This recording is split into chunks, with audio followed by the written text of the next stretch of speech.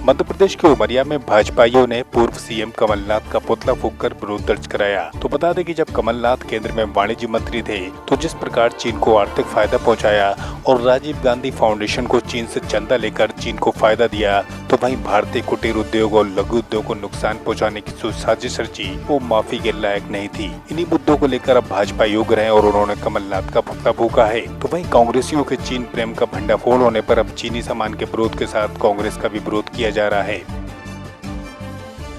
कमलनाथ जी थे जब केंद्र सरकार में व्यापार और वाणिज्य मंत्री थे, उस समय इन्होंने चीन को जिस प्रकार से आर्थिक फायदा पहुंचाया, साथ ही राजीव गांधी फाउंडेशन को जिस प्रकार से चीन से चंदा आया, और कहीं न कहीं जैसा कि हमारे भारत देश में जिन चीज़ों की प्रचुरता है, जैसे बांस हो और किसी भी प्रकार के खाद्यान्न और ऐसे लघु कुटीर उद्योग हैं, उनके उत्पादों पर इन्होंने टैक्स ड्यूटी कम करके चीन को फायदा पहुंचाने का प्रयास किया और जहां पर 30 से 200% तक की आयात छूट दी गई।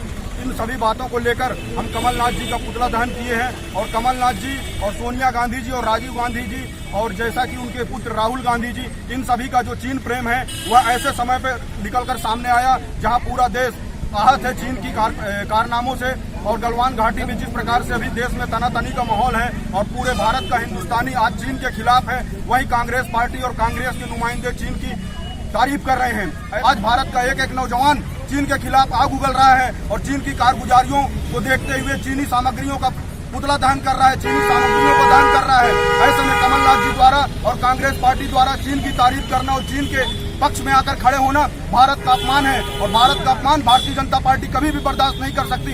ऐसी स्थिति में हम लोगों ने कमलनाथ का पुतला दहन किया है। भाजपाइयों के आरोप है कि जिस प्रकार चीन को फायदा पहुंचाने के लिए आयात शुल्क कम किया गया और राजीव गांधी फाउंडेशन में चंदा लिया गया, वो देश के साथ अहितकर था। अब देश की जनता को ये स्वीकार नहीं है। उमरिया से सुरेंद्र त्रिपाठी की रिपोर्ट।